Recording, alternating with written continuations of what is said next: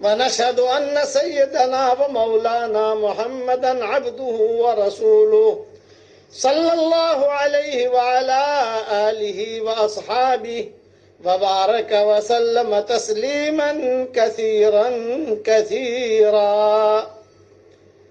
اما بعد. قابل احترام بھائیوں، دوستوں اور بزرگوں، مائیں اور بہنیں اور بیٹیاں اور ہمارے ساتھی، سلسلہ وار مضمون چل رہا تھا حضرت محمد صلی اللہ علیہ وسلم کی اوپر کی پشتوں کا. اس میں ہاشم کا تذکرہ میں نے مکمل کر لیا. اب سلمہ اور شیبہ، ایک جگہ سین ہے اور ایک جگہ شین ہے. یہ دو پوائنٹ ذہن میں رکھنا. ان دونوں کا بھی جوڑ ہوتا ہے کہ سلمہ ہے ماں کا نام اور شیبہ ہے بیٹے کا نام. عبد المطلب نام ان کا بعد میں رکھا گیا. ان کو تو بوڑھا بوڑھا کہتے تھے. تو جب یہ پیدا ہوئے تھے تو ان کے سر پر ایک سفید بال تھا. تو پورے مدینہ میں یہ اعلان ہو گیا، جا شیبہ جا شیبہ جا شیبہ. لوگ دیکھنے کے لیے آتے تھے ان کو. جب یہ کچھ بڑے ہو گئے اور سب جگہ یہ بات طے ہو گئی کہ بھی ہاشم کا تو انتقال ہو گیا ہے اور وہ غزہ میں دفن ہو گئے ہیں، سلمہ جو ہے بیوہ ہو گئی ہے اور یہ بچہ یتیم ہو گیا ہے، تب کچھ جب بڑے ہونے کے بعد ہاشم کے ایک بھائی تھے، ان کا نام تھا مطلب. یہ مکہ مکرمہ سے آئے مدینہ منورہ اور تحقیق کی. اور تحقیق یہ کی کہ بھی ہاشم نے کہاں شادی کی تھی. لوگوں نے بتایا یہاں شادی کی تھی. وہاں پر گئے، وہاں جا کر جو ہے سلمہ کو بھی دیکھا، یعنی سمجھ لو کہ بھابھی کو بھی دیکھا، اور یہ بھتیجا تھا اس کو بھی دیکھا. پھر سب گھر والوں کو جمع کر کے یہ مطلب، ان کا نام تھا ہاشم کے بھائی کا، یہ جو ہے لے کر مکہ مکرمہ روانہ ہوئے. اپنی اونٹنی پر پیچھے بٹھایا ان کو. اور ان کا نام ابھی عبد المطلب تو تھا نہیں، ابھی تو شیبہ شیبہ ہی کہتے تھے ان کو، اور سلمہ کو تو سلمہ ہی کہتے تھے. جب یہ مدینہ منورہ سے روانہ ہونے لگے تو سلمہ کے خاندان والے جو ہے وہ رونے لگے. بیٹی کبھی گئی ہمارے گاؤں سے نکلی نہیں ہے مدینہ سے، لیکن اب جا رہی ہے، چونکہ بیٹا ہے، ان کا بچہ پیدا ہو گیا، اب سسرال والے لے جائیں گے اس کو. جب مکہ مکرمہ پہنچے، تنعیم کے قریب یا داخل ہونے لگے، تو یہ جو بھتیجا تھا شیبہ، جن کا نام بعد میں عبد المطلب پڑا، یہ بہت پھٹے پرانے کپڑوں میں تھے اور معصومیت، یتیمی ٹپک رہی تھی. سب مکہ والوں نے کہا کہ بھی ہاشم آ گیا، ہاشم آ گیا. ابھی ہاشم تو نہیں آیا، اس کی بیوی کو لائے ہیں اور اس کے بیٹے کو لائے ہیں. تو لوگوں نے پوچھا کہ بھی یہ کون ہے لڑکا. تو یہ مطلب کو شرم آئی کہ بھی میں کہوں کہ میرا بھتیجا ہے تو ذرا تھوڑی سی کہ ایسا پھٹے پرانے کپڑے، اس کا چہرے کا بھی یعنی مطلب کہ بہت ہی کمزور لاغت دکھائی دے رہا ہے. تو انہوں نے کہا بھی میرا غلام ہے. یہ جملہ کہا مطلب نے. جب کئی دنوں تک غلام بنائے رکھا، غلام یعنی معروف مشہور یہ کر دیا کہ بھئی میرا غلام ہے، میرا غلام ہے. اس لیے ان کا نام عبد المطلب پڑ گیا.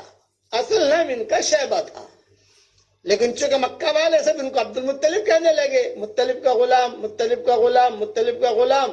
یہ نام، اصل نام ان کا شیبہ تھا، لیکن چچا کو ذرا کہتے ہوئے شرم آتی تھی. بعد میں جب یہ تھوڑے سے بڑے ہونے لگے اور چونکہ بہت وجیح تھے عبد المطلب اور بہت خوبصورت لہیم شہیم تھے، تو ان لوگوں سے کہا کہ وہ یہی ہاشم کا بیٹا ہے. لیکن ایک پوائنٹ ذہن میں رکھنا کہ عام لوگوں کو ابھی پتہ نہیں تھا کہ ہاشم کا انتقال ہو گیا ہے. گھر والوں کو پتا تھا، ابھی یہودیوں کو پتہ نہیں تھا.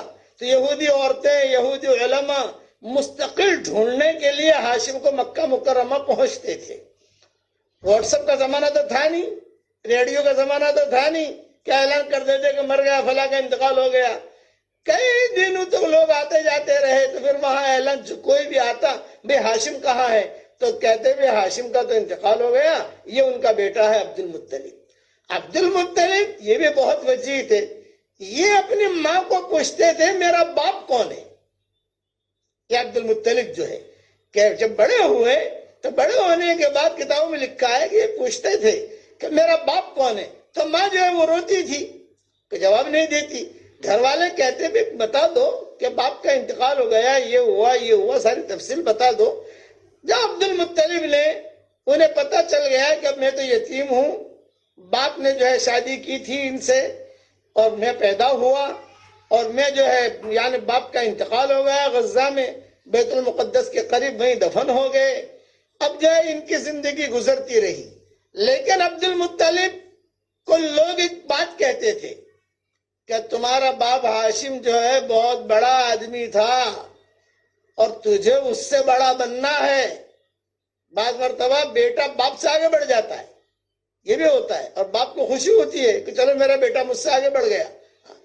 تو لوگ کہتے تھے، تو یہ پوچھتے تھے عبد المطلب میرا باپ کیا کرتا تھا؟ یہ بات سب کو کھانا کھلاتا تھا، سب کو۔ اچھا چلو میں بھی کھانا کھلاؤں گا۔ چنانچہ عبد المطلب نے بھی اپنا دسترخوان وسیع کر دیا۔ حاجی آتے جو مشرکین دور دور سے آتے حج کے لیے یا مکہ مکرمہ کی زیارت کے لیے، بیت اللہ کی زیارت کے لیے، تو یہ جو ہے یہ برابر ان کی خدمت کرتے۔ باپ سے آگے اس لیے بڑھے کہ انہوں نے لوگوں کو تو کھانا کھلایا ہی کھلایا، لیکن پرندوں کو بھی کھانا کھلاتا ہے۔ تو وہاں حرم شریف میں جو ہے وہاں بیٹھ جاتے تھے ایک طرف، اور جو بھی دانے وغیرہ ہوتے وہ ڈالتے، تو کبوتر ہے، چڑیائیں ہیں، وہ ساری کی ساری آ کر کھاتی۔ آج بھی آپ دیکھ رہے ہوں گے حرم شریف میں کہ لوگ جو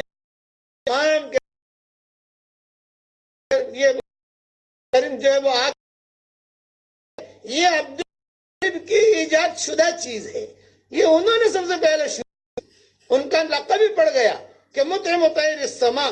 یہ کتابوں میں لکھا ہے کہ آسمان کے پرندوں کو کھانا کھلانے والا کے لقب سے لوگ ان کو یاد کرتے تھے۔ اچھا، شراب کو اپنے اوپر حرام کیا ہوا تھا، کبھی بھی عبد المطلب نے شراب نہیں پی۔ جب رمضان المبارک کا مہینہ آتا تو خاص طور پر فقراء مساکین کو خوب کھلاتے۔ سب سے وغیرہ ہوئے، لیکن یہ مہینہ پہلے بھی ہوتا تھا۔ چنانچہ سیرت کی کتابوں میں لکھا ہے کہ رمضان کا مہینہ جب آتا، ابھی تو حضور صلی اللہ علیہ وسلم پیدا نہیں ہوئے ہیں، تو سیرت کی کتابوں میں یہ ہے کہ جب رمضان المبارک کا مہینہ آتا تو فقراء کو خوب دیتے تھے۔ یہ عبد المطلب۔ اچھا، لوگوں پر ان کا ایک خاص اثر تھا، لیکن یہ کہتے تھے کہ بھئی یہاں ایک زمزم کا کنواں تھا، وہ کنواں کہاں ہے؟ زمزم کا کنواں گم ہو گیا تھا۔ یہ جملہ میں کہہ رہا ہوں آپ کو کہ زمزم کا کنواں کئی سالوں تک گم ہو گیا تھا، لوگوں کو پتہ ہی نہیں تھا کہ زمزم کا کنواں کہاں ہے، زمزم کا کنواں۔ تو یہ عبد المطلب جب بڑے ہو گئے اور انہوں نے جب مکہ کی صدارت سنبھالی تو وہ سوچتے تھے کہ باپ دادا کے زمانے سے ہم سنتے آتے تھے کہ یہاں ایک کنواں تھا، یہاں ایک کنواں تھا، یہاں ایک کنواں تھا، وہ کنواں کہاں ہے؟ اب یہ کنواں زمزم کا کنواں کیسے گم ہوا وہ سمجھانے کے لیے مجھے بہت پیچھے جانا پڑے گا، اس لیے میں تھوڑی سی تفصیل بیان کر دیتا ہوں۔ بیت اللہ بواد غیر ذی زرع عند بیتک المحرم، وہاں کوئی پانی نہیں، کچھ نہیں۔ اللہ کا حکم ہوا تو ابراہیم علیہ السلام حضرت ہاجرہ اور اسماعیل کو لے کر پہنچے۔ قصہ معروف اور مشہور ہے۔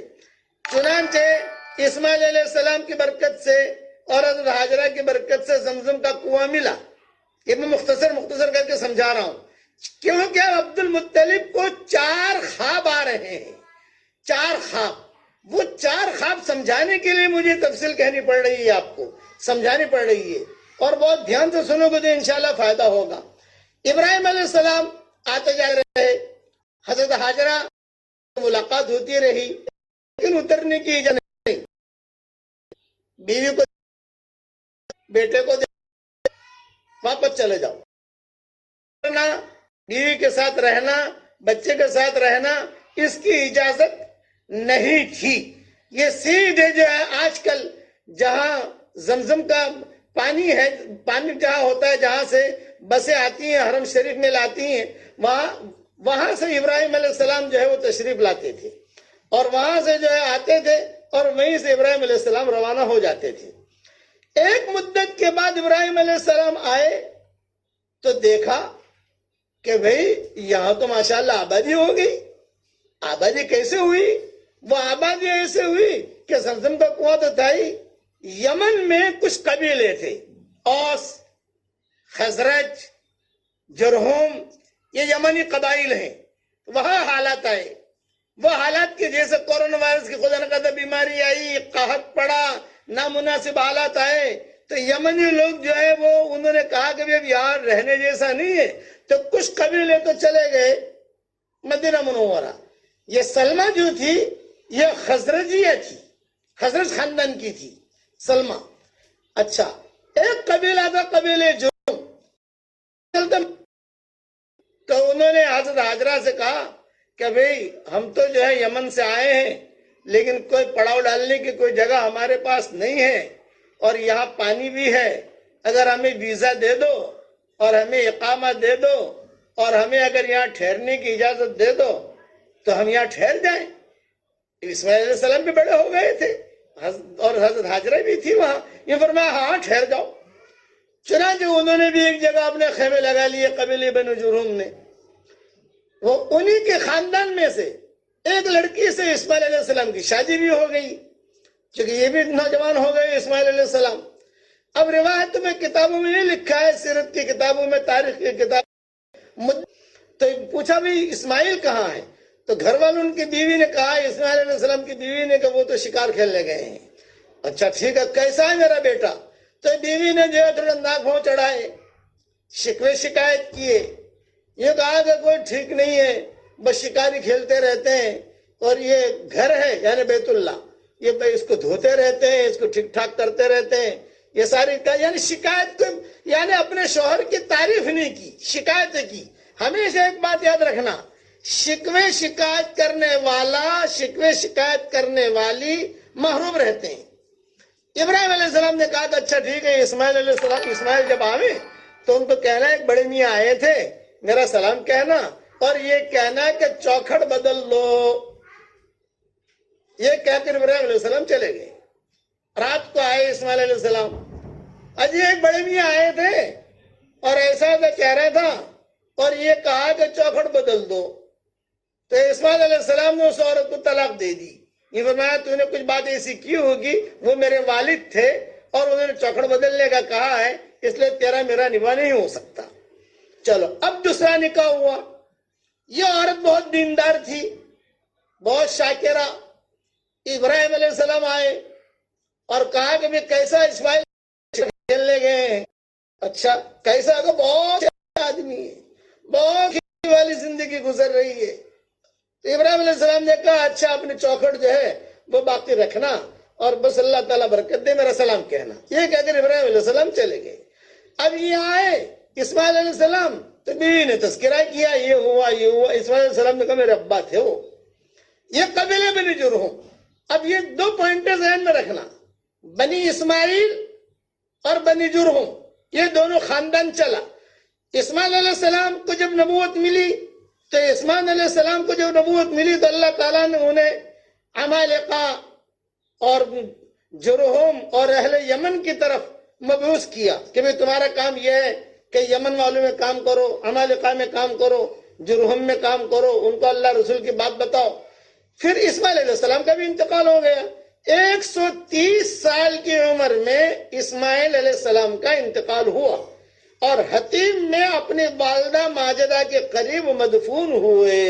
حتیم میں یہ دو قرے کتاب کہ اسماعیل علیہ السلام اور حضرت حاجرہ۔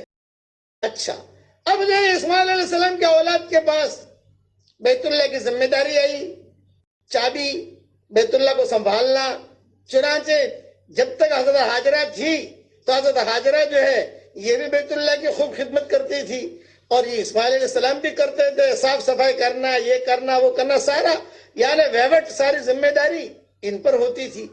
جب ان کا انتقال ہو گیا اسماعیل علیہ السلام کا، تو بنو اسماعیل کے پاس یہ سارا ویوٹ آیا۔ بنو جرہم بھی تھے، لیکن بنو جرہم وہ بڑھتے گئے، ان کی اولادیں ہوتی گئیں، تو ایک مرتبہ بنو اسماعیل میں اور بنو جرہم میں ہو گئی لڑائی، اور یہ بنو جرہم نے بنی اسماعیل کو بہت مارا، پیٹا، ظلم کیا، ان کی لڑکیوں کو مارا، اور ان کو جو گیا۔ اب جب احسان کیا تھا حضرت حاجرہ نے، وہ احسان کا بدلہ دیا۔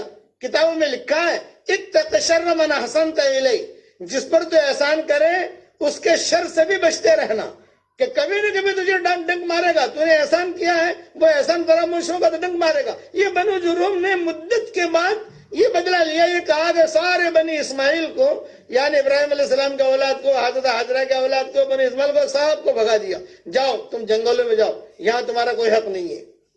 اور زمزم پر بھی قبضہ کر لیا، بیت اللہ پر بھی قبضہ کر لیا، اور سارے حجاز میں قبیلوں میں بات پتہ چل گئی کہ اب یہ تو ظالم قوم ہے، ان لوگوں نے تو جو اصل مالک ہے ان کو ہی نکال دیا۔ چنانچہ سارے قبیلے کھڑے ہو گئے اور بنو اسماعیل کے پاس گئے، اور بنو اسماعیل کے پاس جا کر یوں کہا کہ ابھی دیکھو ہم تمہارا ساتھ دیں گے، یہ بیت اللہ تو تمہارا ہے، تمہارے باپ دادا کا بنایا ہوا ہے، اس کی ذمہ داری تو تمہاری ہے، زمزم بھی تمہارا ہے، سب کچھ تمہارا ہے، تو تم کیوں آ گئے؟ ارے ہم کیا کریں، وہ تو ہم کو مارتے ہیں، ہم پر ظلم کرتے ہیں، ہم مقابلہ نہیں کر سکتے۔ تو قبیلے والوں نے کہا ہم مقابلہ کریں گے، تم ہمارے ساتھ چلو۔ چنانچہ سارے قرب و جوال کے قبیلے والے یہ آئے اور بنی اسماعیل کو لے کر آئے۔ یہ بنو جرہم کی عورتیں، بنو جرہم کے لڑکے یہ کہنے لگے کہ پھنسے بھائی، یہ اصل مالک آ گئے ہیں، ہم تو پھنسے۔ تو سارے قبیلے والوں نے مل کر بنو جرہم کی خوب دھلائی کی اور بنی اسماعیل کا ساتھ دیا، اور کہا کہ تم جو ہے یہی ٹھہرو۔ لیکن وہ بنو جرہم تھوڑے بٹ والے تھے، یمنی تھے، ان کے پاس ہتھیار تھے، لیکن وہ مجبور ہو گئے قبیلے بنی جرہم مکہ چھوڑنے پر۔ ان قبیلے والوں نے کہا ہم تمہیں یہاں رہنے نہیں دیں گے، تو انہوں نے چلتے چلتے چالاکی کی بنی جرہم نے، اور چالاکی یہ کی کہ بیت اللہ کے اندر جتنا بھی خزانہ تھا، اس لیے کہ بیت اللہ میں لوگ بھیڑ چڑھاتے تھے، کوئی سونا ڈالتا تھا، کوئی چاندی ڈالتا تھا، کوئی پیسے ڈالتا تھا، تو بھرا ہوا تھا بیت اللہ اس وقت میں۔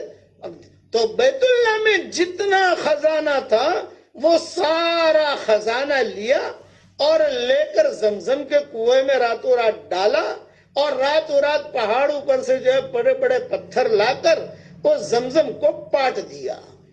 کیوں؟ دشمنی میں یہ کہ چل بھئی ہم تو جا رہے ہیں یہاں سے، تم بھی نہیں رہو گے، پانی نہیں رہے گا تو تم بھی کہاں سے رہو گے یہاں سے؟ جب زمزم ہی کو ختم ہو جائے گا تو پانی کے بغیر کیسے رہو گے تم یہاں؟ یہ قبیلے بنی جرہم نے انہوں نے بدلہ لیا بنی اسماعیل سے، اور یوں کہا کہ نہ تم رہو نہ ہم رہیں گے، بس ہم تو جا رہے ہیں۔ لیکن بیت اللہ کا خزانہ جو تھا سارا کے سارا انہوں نے زمزم میں ڈالا، اور زمزم کے کنویں میں ڈال کر زمزم کے کنویں کو ایسا پاٹ دیا، زمین کر دیا بالکل لوگوں کو۔ اس لیے کئی سالوں تک لوگ جو ہے زمزم کو ڈھونڈتے رہے۔ ارے بھی سنتے تھے زمزم کا کنواں ہے، سنتے تھے زمزم کا کنواں ہے، سنتے تھے زمزم کا کنواں ہے، یہاں تک کہ ہوتے ہوتے یہ عبد المطلب تک یہ بات پہنچی۔ تو عبد المطلب نے کہا کہ بھئی اس کو کہاں ڈھونڈے، پانی تو تھا، پانی تو دور دور سے لے کر اپنی ضرورت پوری کرتے تھے، لیکن زمزم کا کنواں گم ہو گیا تھا۔ یہ جملہ میں کہہ رہا ہوں گم ہونے کا، سالوں تک پتہ ہی نہیں تھا۔ تو یہ عبد المطلب ایک مرتبہ سوئے ہوئے تھے حتیم میں، اور عبد المطلب کی عادت تھی وہ زیادہ گھر میں نہیں رہتے تھے، کتابوں میں بھی یہ بھی لکھا ہے کہ وہ گھر میں نہیں رہتے تھے، وہ حتیم میں اپنا ٹیک لگا کر، حتیم کی جو جگہ ہے یا ملتزم پر ٹیک لگا کر بیٹھ جاتے تھے۔ دور دور سے لوگ آتے، وہ لوگ آ کر جو ہے اپنا ان سے ملاقات بھی کرتے، کیونکہ یہ سمجھ لے مکہ کے بادشاہ تھے کچھ، اور عبد المطلب ان کو کھانا بھی کھلاتے۔ مکہ کے ہی حضرت جی تھے کہ مکہ مکرمہ کا دیکھنا، سنبھالنا، کرنا، جو معاملہ ہوتا تھا عبد المطلب بھی کرتے تھے۔ اور چونکہ ہاشم کے بیٹے تھے، ہاشم بھی سردار تھے، یہ بھی سردار بنے، تو انہوں نے برابر باپ کی گدی کو سنبھالا۔ تو عبد المطلب جو ہے وہ ہمیشہ حرم میں ہی رہتے تھے، کبوتروں کو جو ہے اس زمانے میں جو بھی چرند پرند ہوتے تھے ان کو دانے ڈالنا، کوئی بیوہ آوے اس کی مدد کرنا، یہ کام ان کا تھا۔ ان کا صرف ایک لڑکا تھا عبد المطلب کا، اس کا نام تھا حارث۔ تو عبد المطلب کے پاس لوگ آتے تھے، کون؟ علماء بنو اسرائیل اور علماء یہود، علماء نصارہ۔ وہ آ کر کہتے تھے ہماری کتابوں میں یہ ہے کہ یہاں ایک کنواں ہے، وہ کنواں ڈھونڈو۔ عبد المطلب کہتے تھے بھی یہاں ایک کنواں ہے، لیکن وہ کنواں کہاں ہے؟ یہ تو بیت اللہ میں دکھائی دے رہا ہے، کتابوں میں لکھا ہے صبح شام بیت اللہ کی صفائی خود عبد المطلب اپنے ہاتھ سے کرتے تھے۔ کسی کو یعنی نہیں کہتے تھے تو آ تو نا، یہ اللہ کا گھر ہے، اس اللہ کے گھر کی صفائی میں کروں گا، دیواروں کو صاف کرنا، اس کا کچرا ہٹانا، اور پھر جو ہے اچھا اندھیرا پورا رات جو ہے وہ اندھیرا رہتا تھا، اور عورتیں جو ہے وہ ننگا طواف کرتی تھی رات کے وقت میں، اور کوئی ہوتا نہیں تھا۔ تو عبد المطلب جو ہے بہت اہتمام کے ساتھ، بلکہ بعض کتابوں میں لکھا ہے ہفتے میں یا 10 دن میں پورا بیت اللہ دھوتے تھے عبد المطلب جو ہے وہ ایک دم صاف، جیسے ہمارے یہاں رمضان آنے سے پہلے تھوڑی تیاری کرتے ہیں، اور لگاتار یعنی آج ایک خواب دیکھا، کل ایک خواب دیکھا، پرسوں ایک خواب دیکھا، ترسوں ایک خواب دیکھا، 4 راتوں تک 4 خواب عبد المطلب جو ہے وہ دیکھتے رہے۔ ہتھے میں لیٹتے تھے، کوئی آنے والا آ کر کچھ کہتا تھا، یہ گھبرا جاتے تھے ایک دم سے، کوئی دھیان نہیں دیا۔ پھر دوسرے دن خواب دیکھا، تیسرے دن خواب دیکھا، اور ہر خواب میں آ کر وہ آنے والا الگ الگ جملے کہتا تھا۔ یہ 4 خواب میں کل انشاءاللہ بیان کروں گا، کل انشاءاللہ، تاکہ آپ کو پتہ چلے کہ 4 خواب الگ الگ کیا دیکھے۔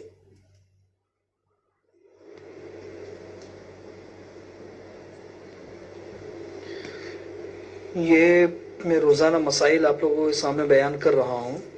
کل آپ لوگوں کے سامنے یہ بتا دیا تھا کہ جماعت کے ساتھ گھر میں نماز پڑھیں گے تو اس کا طریقہ کیا ہوگا۔ اس میں ایک چیز میں نے آپ لوگوں کو یہ بتائی تھی کہ اگر امام نماز پڑھا رہا ہے اور اس کے پیچھے نماز پڑھنے والا ایک ہی مرد ہے تو وہ امام کے دائیں طرف کھڑا ہوگا، پیچھے کھڑا نہیں ہوگا۔ لیکن یہ حکم صرف مردوں کے لیے ہے۔ اگر گھر میں ایک مرد ہے اور ایک عورت پیچھے نماز پڑھ رہی ہے تو پھر عورت جو ہے وہ مرد کے دائیں طرف کھڑی نہیں ہوگی، چاہے وہ عورت ہو نماز پڑھانے والے کی یا کوئی محرم عورت ہو، وہ پیچھے ہی کھڑی رہے گی، دائیں طرف کھڑی نہیں رہے گی۔ اس لیے کہ اگر جماعت کے ساتھ نماز ہو رہی ہے تو اس وقت میں اگر دائیں طرف یا بائیں طرف کوئی عورت کھڑی ہوئی ہے بغیر کسی فصل کے تو پھر اس سے نماز ادا نہیں ہوتی ہے، نماز فاسد ہو جائے گی۔ اس لیے عورت پیچھے کھڑی رہے۔ لیکن اس کے ساتھ میں یہ بھی دھیان میں رکھیے کہ یہ جماعت کے ساتھ نماز پڑھنے کا حکم ہے۔ اگر میاں بیوی ہے یا گھر میں کوئی مرد ہے اور کوئی محرم عورت ہے، وہ اپنے اپنے انفرادی نماز پڑھ رہے ہیں، جماعت کے ساتھ نماز نہیں پڑھ رہے ہیں، تو پھر آگے پیچھے ہو کر نماز پڑھنا ضروری نہیں ہے۔ وہ پاس میں کھڑے رہ کر بھی اگر نماز پڑھنا چاہے تو پڑھ سکتے ہیں، اس سے نماز فاسد نہیں ہوگی، نماز ادا ہو جائے گی۔ اس لیے دھیان میں رکھے کہ اگر کوئی ایک عورت ہے مقتدی تو وہ پیچھے ہی کھڑی رہے گی، دائیں طرف کھڑی نہیں ہوگی۔ اسی کے ساتھ میں ایک مسئلہ لوگ یہ بھی پوچھ رہے ہیں کہ اگر امام نماز پڑھا رہا ہے تو اس کے پیچھے اس کی غیر محرم عورتیں نماز پڑھ سکتی ہے یا نہیں پڑھ سکتی ہے۔ جیسے ایک گھر ہوتا ہے یا چالی ہے تو چالی کے اندر بہت سی غیر محرم عورتیں بھی ہوتی ہے، وہ آ کر جماعت کے ساتھ میں نماز پڑھ سکتی ہے یا نہیں پڑھ سکتی ہے۔ تو اس کے لیے یہ دھیان میں رکھے کہ اگر ایک امام نماز پڑھا رہا ہے اور اس کے پیچھے مرد بھی ہے اور عورتیں بھی ہیں، تو ان عورتوں میں اگر غیر محرم عورتیں آج کل ایسے چالی والی عورتیں جمع نہ ہوں، آج کے قانون جی تو یعنی یہ تو گھروں کے اندر جس طریقے سے نماز پڑھتے ہیں اس کو سامنے رکھتے ہوئے بتا رہا ہوں، ورنہ چالی کے اندر اگر لوگ ہیں تو ہر ایک اپنے اپنے گھر میں نماز پڑھے، باقاعدہ جماعت کے اندر شریک ہونے کی ترتیب نہ بنائے۔ تو اگر امام نماز پڑھا رہا ہے، پیچھے مرد بھی ہے اور عورتیں بھی ہیں، تو عورتیں اگر غیر محرم ہوگی تو ان کی نماز ہو جائے گی، کوئی حرج نہیں ہے۔ دوسری شکل یہ ہے کہ امام نماز پڑھا رہا ہے اور پیچھے صرف عورتیں نماز پڑھ رہی ہے، کوئی بھی مرد نہیں ہے، اور ان پیچھے نماز پڑھنے والی عورتوں میں امام کی محرم عورتیں بھی ہیں اور غیر محرم بھی ہے، تو یہ صورت بھی درست ہے، سب کی نماز ہو جائے گی۔ لیکن تیسری شکل درست نہیں ہے کہ امام نماز پڑھا رہا ہے اور پیچھے عورتیں ہیں اور عورتیں صرف نامحرم ہیں، اس امام کی ایک محرم عورت بھی ان عورتوں میں شامل نہیں ہے، تو اس طریقے سے نماز پڑھنا درست نہیں ہوگا۔ اگر پیچھے صرف عورتیں ہیں تو ان عورتوں کے اندر محرم عورتیں بھی ہونی چاہیے۔ تیسرا مسئلہ یہ دھیان میں رکھیں کہ امامت کون کرائے۔ بہت سے لوگ یہ مسئلہ پوچھتے ہیں کہ ہمارے گھر میں حافظ ہے لیکن ابھی بالغ نہیں ہوا ہے، اس کے پیچھے ہم تراویح پڑھ سکتے ہیں کہ نہیں پڑھ سکتے ہیں؟ تو یہ دھیان میں رکھیں کہ بچہ بالغ ہوتا ہے 15 سال کی عمر میں، اور اگر 15 سال کی عمر سے پہلے علامات بلوغ میں سے کوئی علامت ظاہر ہو گئی ہے تو وہ بالغ ہو سکتا ہے۔ لہذا اگر کوئی علامات بلوغ ظاہر ہو گئی ہے 15 سال سے پہلے تو اس کے پیچھے نماز پڑھنا درست ہے، اور اگر کوئی بلوغ کی علامت ظاہر نہیں ہوئی ہے تو 15 سال سے پہلے وہ نماز نہیں پڑھا سکتا۔ ہاں، اس کے پیچھے بچے نماز پڑھ سکتے ہیں لیکن بالغ نماز نہیں پڑھ سکتے۔ اسی کے ضمن میں مسئلہ آتا ہے کہ اگر ایک عورت ہے وہ حافظہ ہے اور اس کو یہ ہے کہ میں تراویح پڑھاؤں اور پیچھے صرف عورتیں ہی نماز پڑھیں، تو یہ دھیان میں رکھے کہ احناف کے نزدیک صرف عورتوں کی جماعت یہ مکروہ تحریمی ہے۔ اگر کوئی حافظہ عورت ہے اور اس کو اپنے قرآن کو یاد رکھنے کی فکر ہے تو فتاوی محمودیہ میں لکھا ہوا ہے کہ وہ انفرادی جب نماز پڑھے تو اس کے اندر وہ قرآن کریم پڑھ سکتی ہے، اس سے بھی قرآن اچھا یاد رہتا ہے۔ یا نماز میں اگر نہیں پڑھنا ہے تو خارج میں بھی وہ قرآن کریم پڑھ کر اپنا حفظ جو ہے نا وہ پکا کر سکتی ہے، لیکن تنہا عورتوں کی جماعت یہ مکروہ ہے۔ پھر بھی اگر مکروہ تحریمی ہونے کے باوجود کسی عورت نے نماز پڑھائی تو پھر اس کی ترتیب یہ ہوگی کہ جو امام ہے اور جو مقتدیہ ہے وہ ساری کی ساری ایک ہی صف میں کھڑی ہوگی۔ مردوں کی طرح ایسا نہیں ہوگا کہ عورت آگے ہے باقی عورتیں اس کے پیچھے ہے، اس طریقے سے نہیں ہوگا، ایک ہی صف میں ساری کی ساری عورتیں کھڑی ہوگی، مقتدی بھی اور امام بھی۔ یہ 4 مسائل تھے، اس کے علاوہ اور بھی مسائل ہیں، وہ انشاءاللہ کل بتا دوں گا آپ لوگوں کو۔ اللهم صل على محمد وعلى آل محمد كما صليت على إبراهيم وعلى آل إبراهيم إنك حميد مجيد. اللهم لك الحمد كما أنت أهل، فصل وسلم على سيدنا محمد كما أنت أهل، وافعل بنا ما أنت أهل، فإنك أهل التقوى وأهل المغفرة. لا إله إلا الله عدد الشفع والوتر، سبحان الله عدد الشفع والوتر، الله أكبر عدد الشفع والوتر، الحمد لله عدد الشفع والوتر، سبحان الله وبحمده عدد الشفع والوتر، سبحان الله وبحمده سبحان الله العظيم عدد الشفع والوتر، الله أكبر كبيرا والحمد لله كثيرا وسبحان الله بكرة وأصيلا عدد الشفع والوتر. لا إله إلا الله العظيم الحليم، لا إله إلا الله رب العرش العظيم، لا إله إلا الله رب السماوات ورب الأرض ورب العرش الكريم عدد الشفع والوتر. سبحان الله العظيم وبحمده عدد الشفع والوتر، سبحان الخالق عدد الشفع والوتر، سبحان الحنان عدد الشفع والوتر، سبحان المنان عدد الشفع والوتر. لا إله إلا أنت سبحانك إنا كنا من الظالمين. اے اللہ ہمارے گناہوں کو معاف فرما، اے اللہ ہماری خطاؤں سے درگزر فرما، اے اللہ عباد صالحین میں شامل فرما. اے اللہ یہ رحمت کا عشرہ ہے، اب یہ رحمت کا عشرہ بھی رخصت ہو رہا ہے، کچھ دنوں کے بعد مغفرت کا عشرہ شروع ہو جائے گا. اے اللہ تیری رحمت کی چادر پھیلا دے، تیری رحمت کی چادر میں تو ہم سب کو ڈھانپ لے، عباد صالحین میں شامل فرما دے، ہمیں خیر البریہ میں داخل فرما، شر البریہ سے تو ہماری حفاظت فرما. جو کام کرنے سے آپ خوش ہوتے ہوں وہ کام کرنے کی ہمیں توفیق عطا فرما، جو کام کرنے سے آپ ناراض ہوتے ہوں اس سے بچنے کا توفیق عطا فرما. اے اللہ آپ کی تعریف تو رات کا اندھیرا بھی بیان کرتا ہے، دن کا اجالا بھی آپ کی تعریف بیان کرتا ہے، چاند اور ستارے بھی آپ کی تعریف بیان کرتے ہیں، چھوٹے ستارے بڑے ستارے بھی آپ کی تعریف بیان کرتے ہیں۔